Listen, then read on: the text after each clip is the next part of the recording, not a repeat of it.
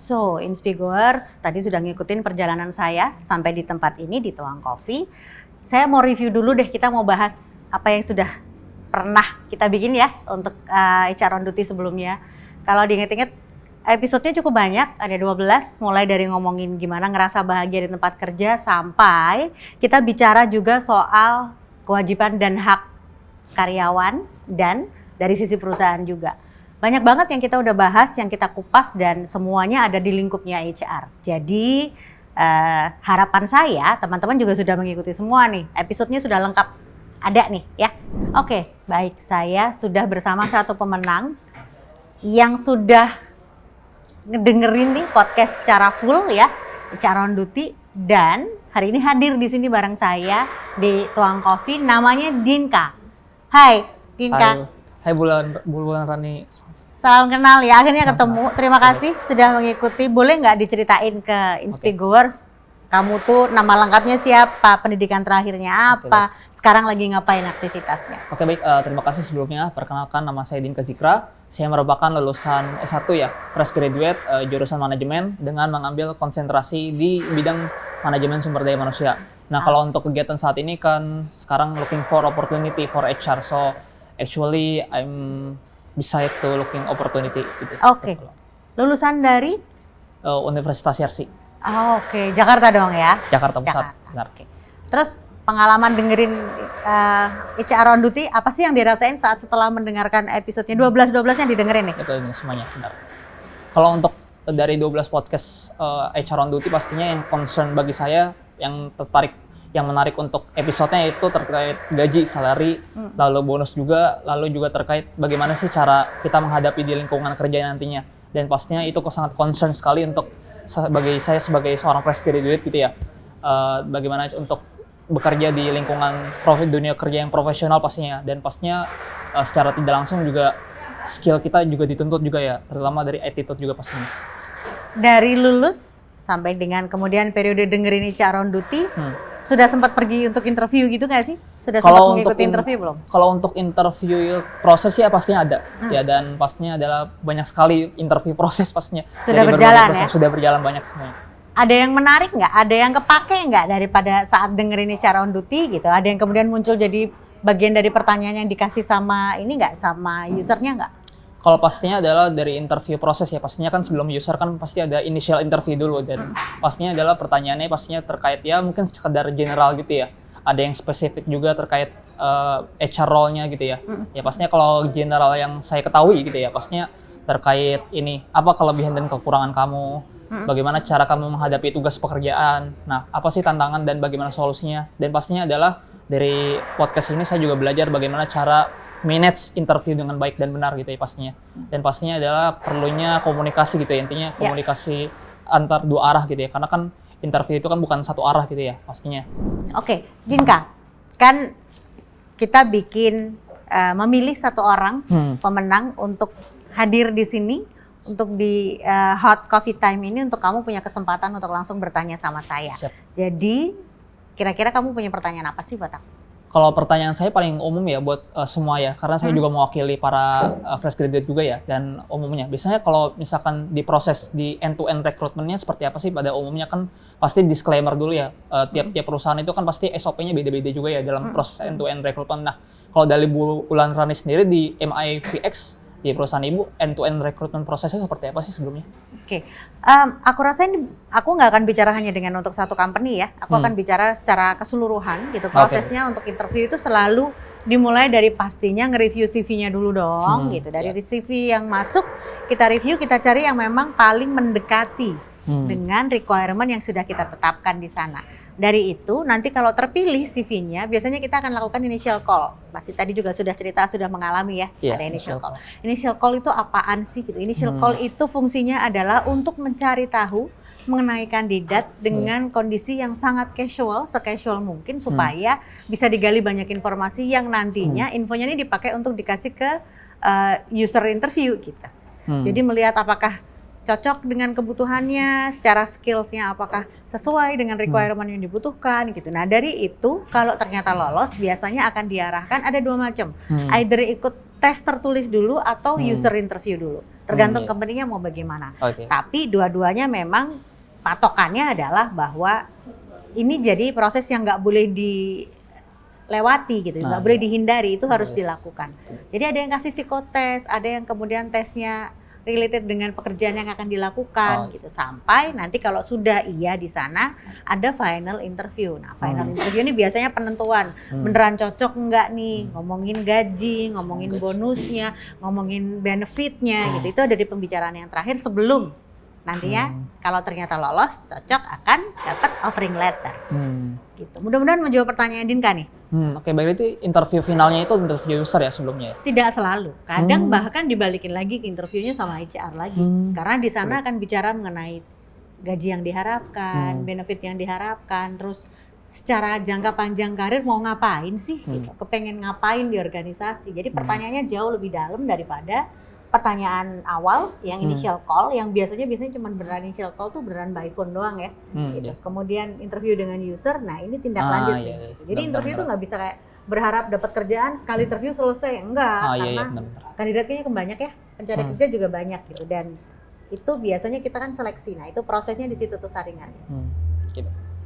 Baik, kalau tadi kan sebelumnya tadi sebut offering letter ya tadi sebelumnya. Nah kalau boleh tahu tuh bagaimana sih mekanisme kalau untuk offering letter, kan kadang kan di case-nya ada case-nya gitu kan, ada perusahaan offering letter gitu ya, kasih opportunity karyawan. Nah terus karyawan itu udah mau notice, udah mau resign gitu ya kan, resign mundur dari pekerjaannya, lalu tiba-tiba perusahaan membatalkan sepihak gitu ya, tiba-tiba mendadak offering letternya nggak jadi, terus karyawan tersebut udah ada penggantinya di perusahaan. Nah jadi kan nggak bisa ini lagi. Nah itu gimana itu? Sebenarnya offering letter itu sama nggak sih terkait dengan kontrak kerja gitu? Offering letter itu namanya seperti dengan judulnya ya, offering gitu. Artinya itu penawaran aja. Nah, kalau ini sudah berbalas, sudah dijawab, misalnya kandidatnya bilang, "Oh ya, aku mau ambil nih." Gitu. Saya mengiyakan untuk bekerja gitu. Saya mengiyakan tawaran yang diberikan. Harusnya ada follow up. Karena offering letter secara hukum kan tidak mengikat, karena itu bentuknya pasti di sana cuma isinya gajinya berapa, jabatannya apa gitu kan, dapat tunjangan apa, benefitnya apa, probationnya berapa lama gitu kan. Baru nanti akan dilanjutkan dengan yang namanya surat perjanjian kerja. Nah, kalau surat perjanjian kerjanya sudah ditandatangani, ya itu berarti sudah sah secara hukum. Gitu. Tapi ya itu tadi balik lagi, pastikan bahwa kedua belah pihak ini udah clear di infonya, udah tahu bahwa oh iya sudah jelas ya akan mulai. Jadi kalau dikata kemudian ada pembatalan sepihak dan lain-lain, ranahnya sudah berbeda lagi, sudah bukan hanya masuk di ranahnya HR nih, karena keduanya sudah menandatangani dan sudah ada kekuatan hukumnya. Berarti sebenarnya lebih ke pihak perusahaannya ya harusnya ya. Ya bagaimana kita, karena kan pembatalan nggak bisa cuma dari perusahaan, bisa jadi karyawan juga either dapat offering lain atau sama perusahaannya ditahan nih, kamu jangan resign, saya tambahin gaji kamu, kan juga terjadi ya. Nah kalau ternyata case-nya begitu berarti harus bicara terbuka. Nah kalau untuk pertanyaan selanjutnya, kalau untuk tips fresh graduate sendiri yang untuk berkarir, untuk khusus berkarir di HR ini, apa sih tips dari Bu Wulanrani untuk bisa engage gitu ya terkait, kan memang kandidat ini kan sudah fokus gitu ya, misalkan karirnya HR ini fokus targetnya. Nah ini kalau tips dan triknya dari Bu Wulanrani seperti apa sebelumnya untuk berkarir di HR? Semua orang tuh punya kesempatan untuk belajar jadi HR, ya kan? Kalau kamu kan masuk ke perkuliahan pun sudah ada materinya, tapi ada juga dari fakultas lain, dari departemen lain yang kemudian belajar dan itu bisa juga gitu kan. Jadi kesempatannya terbuka buat banyak pihak. Nah, bagaimana sih supaya kita berbeda, supaya kita menonjol nih kalau ternyata dalam seleksi gitu. Yang pasti adalah jangan cuma mengandalkan apa yang kamu pelajari di bangku kuliah. Banyak belajar hal yang baru. Punya LinkedIn kan? Punya LinkedIn pastinya. Di LinkedIn kamu juga bisa banyak informasi, banyak orang-orang hebat dari HR yang banyak menulis di sana, kamu bisa belajar. Dan lanjut lagi, di Inspigo juga banyak banget kan konten-konten yang kaitannya dengan HR, dan itu bisa buat kamu dapat pemahaman lebih nih gitu. Disiapin tidak hanya melulu apa yang dipelajari di kuliahan, tapi juga belajar sendiri. Dan menurut aku paling penting saat ini tuh adalah kalau kita mau belajar sendiri, kita mau gali lebih banyak info, kita mau tahu di dunia lagi ada apa aja, karena perubahannya kan lumayan cepat ya. Pastinya. Itu yang akan bikin kamu lebih noticeable nih untuk organisasi. Oh dia belajar, oh dia tahu lagi ada apa di market. Itu yang paling penting. Dan kemampuan komunikasi, itu yang paling penting. Karena kalau kita tidak mampu menyampaikan message dengan baik, akan susah untuk tahu, perusahaan juga untuk paham kamu butuhnya apa, kamu pengennya apa, itu akan susah banget gitu. Artinya lebih concern soft skill-nya ya, soft skill ya betul, pastinya. Willingness to learn dan fast learner pastinya untuk fresh graduate. Iya. Nah kalau Kamu untuk merasa begitu nggak? Kamu sudah merasa bahwa oh gue udah fast learner nih gitu? kalau untuk fast learner pastinya ya, karena memang kan di dunia kerja ini kan sangat cepat sekali ya. Pastinya harus. Yang kamu sudah lakukan apa? Kalau untuk lakukan pastinya adalah ya pastinya belajar gitu ya terkait HR role, ikut podcast ya pastinya dengerin podcast Inspigo. Lalu juga pastinya belajar terkait HR, ikut webinar-seminar yang berkaitan dengan HR, dan itu sangat membantu sekali untuk bisa dapat value dari segi hard skill-nya pastinya gitu ya, dan soft skill gitu ya. Nah, kalau boleh tambahan sedikit nih, kan di LinkedIn kan pastinya membangun personal branding ya untuk fresh graduate ya. Nah, pastinya adalah lebih concern-nya ke portofolio kerja. Nah, ada tips nggak dari Bu Andrani untuk para fresh graduate ini bisa buat portofolio kerja? Nah, terutama untuk posisi di HR ini. Oke. Kamu pernah ikut internship belum? Kalau untuk internship pastinya pernah internship. Kamu pernah? Dan pernah yang ada di HR juga kan? Posisinya waktu itu di magang itu internship HRGA. Oke. Nah, sebenarnya kalau menurut saya, kalau orang mau mulai ya untuk masuk, paling gampang masuk ke dunia kerja dan ke divisi yang dimau tuh, mulailah dari internship. Jadi kalau saya bilang ya untuk teman-teman yang fresh graduates, carilah banyak-banyak kesempatan untuk intern karena itu membuka pintu untuk kalian untuk masuk ke dunia kerja. Hitungannya adalah kalian belajar gitu. Kalian masih belajar, kalian punya kesempatan mengamati bagaimana orang lain melakukannya gitu, dan kemudian kalau kalian sungguh-sungguh nih internship, kesempatan untuk diangkat menjadi karyawan pasti ada kok. Gitu. Jadi menurut aku salah satu pintu yang utama adalah internship. Kalau bisa buat teman-teman Inspigors yang memang sekarang masih kuliah juga, jangan nungguin lulus. Semester-semester akhir kan harusnya nggak terlalu padat ya gitu, mungkin udah mulai mata kuliahnya udah berkurang gitu kan. Bahkan kalau nggak salah ada beberapa kampus yang sudah memasukkan internship atau program magang ini menjadi salah satu bagian yang mereka harus lewati. Nah, lakukan dengan sungguh-sungguh, jangan disia-siakan kesempatannya, karena di sana kamu akan belajar banyak hal yang memang dibutuhkan untuk kamu jadi seorang HR misalnya, atau kalau ternyata tertariknya ke bidang yang lain, dan kamu juga bisa menekuni gitu ya. Namanya anak masih junior ya, kalau internship itu pasti akan dibimbing, pasti akan dibantu, dan itu kesempatan belajar. Plus selama internship jangan takut untuk nanya. Kalau nggak paham nanya, minta kerjaan, jangan cuman diem aja nunggu disuruh. Inspigors masih bareng saya dan ada Dinka di sini. Kita masih lanjut ngobrol mengenai podcast saya di HR on Duty ya. Dinka masih punya pertanyaan lagi nggak buat saya? Kalau untuk pertanyaan selanjutnya ya pastinya kan saya sebagai fresh graduate ya mau apply apa ya. Nah tapi di sisi lain juga ada perusahaan yang dalam tanda kutip ya pastinya layoff gitu ya. Nah di 2022-2023 ini banyak saya mendengar kabar bahwa perusahaan layoff beberapa karyawan gitu, terutama di startup gitu ya. Nah bagaimana sih melihat fenomena layoff ini sebelumnya? Oke. Gini, dalam bisnis pasti yang jadi point of view utama organisasi adalah bagaimana kita survive jangka panjang. Terkadang keputusan yang diambil adalah terpaksa harus mengurangi jumlah karyawannya melalui proses layoff ini. Tapi bukan berarti terus kemudian kalau perusahaan layoff terus mereka tidak ada kemungkinan untuk berkembang gitu. Mereka melakukan itu untuk mereka bisa bertahan dan mungkin 2 atau 3 tahun lagi bisa strike back kita. Bisa lebih kuat lagi dan bisa buka lagi opportunity gitu kan. Kalau ditanya, Mbak, layoff nih banyak, terus yang fresh grade gimana gitu kan. Iya benar. Intinya gini, pada saat kita lulus nggak usah jauh-jauh ngomongin ada layoff gitu. Temen yang dulunya kemana-mana barengan nih, satu angkatan, satu semester, satu fakultas gitu ya, selalu bareng-bareng, pada saat lulus kan jadi saingan juga untuk dapat pekerjaan kan gitu. Nah, persaingan itu selalu ada. Gimana kita sebagai individu yang memang niat mau cari kerja, kita memperkaya diri dulu nih.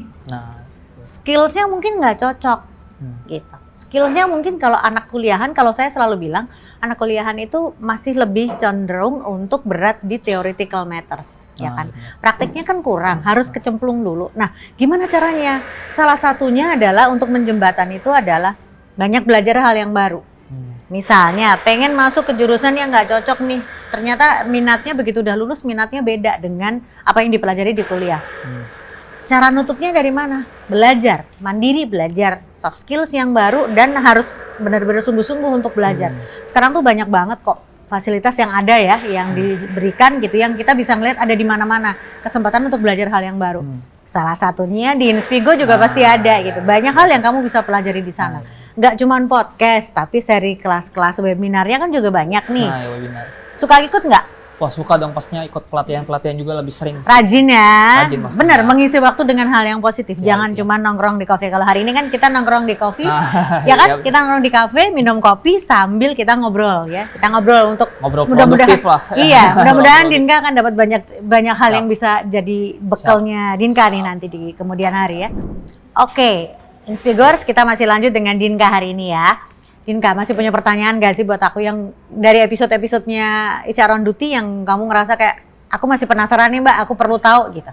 Aku bicara soal terkait di salah satu episode ya, terkait bicara gaji, hak dan kewajiban. Nah, Oh, di episode So- yang ke-12. nah ya. Ya. Saya mau tanya soal salary gitu ya. Nah, kenapa sih perusahaan itu melarang ya setiap karyawan itu membahas diskusi terkait gaji ya? Soalnya kan saya punya teman gitu ya.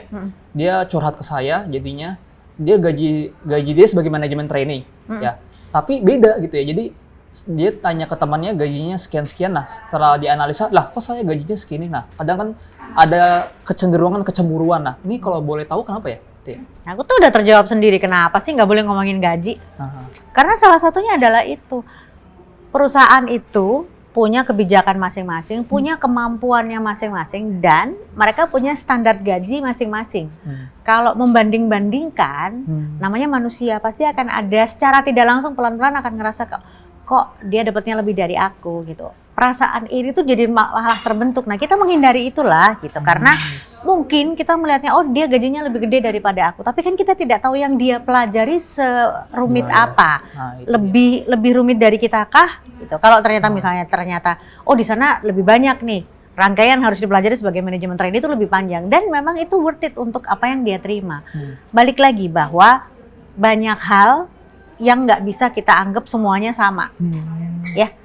Perusahaan, kalau kamu lihat dari skala perusahaannya, kira-kira sekarang dengan gampang banget kamu bisa cari informasi di mana-mana gitu. Kalau untuk posisi ini gajinya itu range-nya berapa.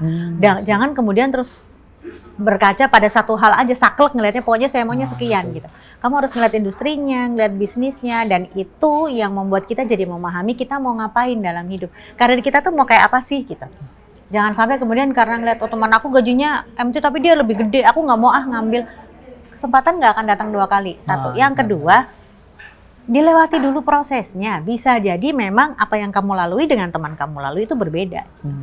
Ingat bahwa perusahaan selalu punya komposisi yang kaitannya dengan gaji, bonus, benefit itu beda-beda. Jadi nggak bisa disamain perusahaan yang skalanya besar dengan yang skalanya kecil gitu. Itu akan sama-sama angkanya gitu. pastinya tugas dan tanggung jawab pekerjaan sebagai kandidat itu pastinya kan beda-beda juga. Iya dan pastinya betul. adalah, Nah itu yang mesti diingat ya. Nah, Itu yang mesti disadari bahwa nggak semuanya akan sama. Nah, iya. Nggak akan ada yang sama persis. Kecuali kamu ada di satu company yang sama baru. Tapi kalau ternyata beda company, dan nggak mungkin. Nah itu pastinya kan juga biar ini buat kandidat biar nggak iri. Gitu Iya, ya. jangan iri. Kalian harus lihat scope of work-nya dan kemudian organisasinya seperti apa ya teman-teman Inspigors. Jadi jangan selalu kalau ini ya, kalau kata lagu ojo dibanding-banding kayak gitu. Karena itu iya, tadi benar. prosesnya, apa yang dilalui, apa yang menjadi beban pekerjaannya pasti beda-beda. Saya ada pertanyaan lanjutan. Ya. Nah kalau untuk Bulan Rani kan sebagai HR spesialis ya. Nah kalau boleh diceritakan nggak awal berkarir di HR itu seperti apa sih sebelumnya? Oke, kalau kamu belajarnya manajemen kan? Ya. Kalau saya backgroundnya psikologi. Dan zaman saya dulu psikologi itu nggak dibedain antara psikologi industri, psikologi klinis gitu. Jadi psikologi ya psikologi aja gitu. Kita Psikologi belajar. umum ya. Iya, kita belajar semuanya. Tapi kalau ditanya kenapa kemudian memilih untuk jadi HR, karena dunia HR itu kayak zaman dulu orang kenalnya personalis. Saya udah kenal dari zaman masih SMP gitu. Karena ibu saya pernah juga menjalani karir jadi orang HR gitu pada saat itu. Nah, aku mulai karirnya itu dari jadi recruiter. Masuk jadi recruiter dan menurut aku dengan aku ketemu banyak orang, jadi recruiter, aku kenal banyak orang, aku tahu bagaimana aku ngobrol dengan orang, itu mengasah aku untuk bisa memahami lebih mengenai namanya karyawan tuh gimana sih. Dan dari recruiter kemudian belajar mengenai admin gitu, personalia yang administrasi ya, ngomongin gaji, ngurus lembur, ngurus kontrak karyawan, semuanya itu.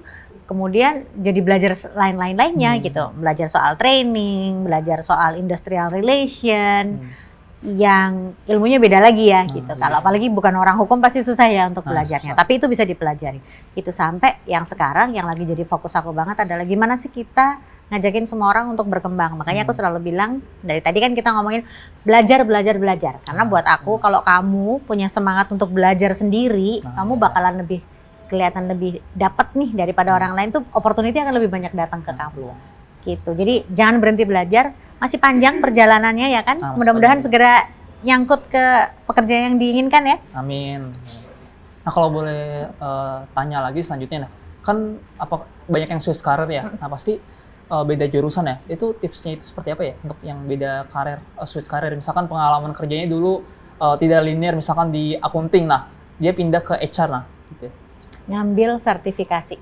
Itu salah satu paling gampang, karena begitu kamu ngambil sertifikasi atau kamu belajar modul yang spesifik soal pekerjaannya, kamu akan ketemu dengan hal-hal yang akan kamu pelajari dan kemudian akan kamu terapkan di kemudian hari. Kalau kamu mau tiba-tiba switch karir tanpa kamu mau berupaya sendiri untuk belajar hal yang baru yang memang ada di situ, kamu nggak akan bisa dengan cepat tap in atau kemudian mengikuti prosesnya gitu. Tapi beneran spesifik ngambil sertifikasi atau ngambil kursus yang memang related ke pekerjaan itu. Misalnya tadinya di finance accounting, pengen jadi HR, ambil kelas HR, cari yang khusus memang belajar soal HR, mau online, mau offline, mau apapun bentuknya sama, yang pasti harus tahu HR itu ngapain aja. Sebelum memutuskan mau ngambil course yang mana, dan pelajari dulu. Banyak informasinya, dengan gampang kamu bisa cari kalau HR itu apa aja sih area kerjanya. Nah itu tinggal dipilih dan itu dicatat. Carilah modul yang memang sesuai dengan itu. Oh, intinya sekarang di zaman sekarang yang serba jangan digital. Jangan nunggu. Iya, semuanya harus kitanya sendiri yang aktif. Kitanya sendiri yang harus mau ngulik, kitanya sendiri harus cari informasi. Oke, Inspigors. Saya baru saja ngobrol dengan Dinka dan mudah-mudahan obrolan hari ini bermanfaat juga buat Dinka untuk membekali diri karena lagi siap-siap mau cari pekerjaan kan ya. Mudah-mudahan nanti apa yang kita perbincangkan hari ini menambah wawasan dan kamu jangan berhenti belajar. Plus untuk teman-teman Inspigoers ya, kalau mau belajar hal-hal yang baru, jangan lupa selalu cari podcast-podcast keren yang ada di Inspigo.